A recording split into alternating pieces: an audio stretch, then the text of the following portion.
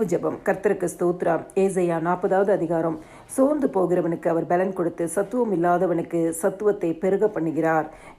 இளைஞர் இளைப்படைந்து சோர்ந்து போவார்கள், வாலிபரும் இடறி விழுவார்கள். கர்த்தருக்கு காத்திருக்கிறவர்களோ புது பலன் அடைந்து கழுகுகளைப் போல செட்டைகளை அடித்து எழும்புவார்கள். அவர்கள் ஓடினாலும் இளைப்படையார்கள், நடந்தாலும் சோர்ந்து போகார்கள். எங்களை நேசிக்கிற நல்ல இயேசுவே, இந்த நாளிலும் நீர் எங்களுக்கு பாராட்டின நன்மை, கிருபை, இரக்கம், தயவு, ஆசீர்வாதம், காரணம் எங்களுக்காக உமக்கு நாங்கள் நன்றி செலுத்துகிறோம் ஏசப்பா. நீர் கொடுத்த சுகம், பலன், ஜீவன், ஆரோக்கியத்திற்காக உமக்கு நாங்கள் நன்றி செலுத்துகிறோம் ஏசப்பா.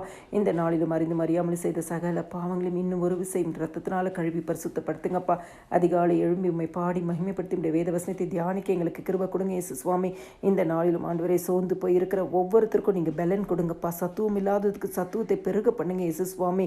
ஆண்டவரே, கர்த்தருக்கு காத்திருக்கிறவர்களோ புது பலன் அடைந்து கழுகுகளை போல செட்டைகளை எடுத்து எழும்புவார்கள் என்று சொன்னது போல இன்னைக்கு யாரெல்லாம் ஆண்டவரை சோர்ந்து போய் துவண்டு போய் வருத்தத்தோட வேதனையோட மனதில் பாரத்தோடு இருக்கிறாங்களோ அவங்கள எல்லாரையும் கர்த்தர் புது பலனை அடையும்படியா செட்டைகளை அடித்து எழும்பும்படியாய் ஆண்டவருடைய அபிஷேகம் இறங்கும்படியாய் நாங்கள் இயேசுவின் நாமத்தினால் ஜெபிக்கிறேன் சுவாமி.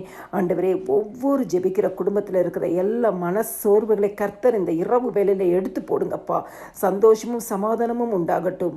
உன் துக்க நாட்கள் முடிந்து போன் வாக்கு கொடுத்திருக்கீங்கல்லப்பா. வாக்கு தத்தத்தை மறவாமல் நினைத்து ஒவ்வொரு குடும்பத்தின் துக்கங்கள் சந்தோஷமாய் மாறட்டும். எல்லா துதியும் கனமும் மகிமையும் ஸ்தோத்திரமும் என் ஆண்டவராகிய இயேசு கிறிஸ்து ஒருவருக்கே செலுத்துகிறேன். ஆமேன்.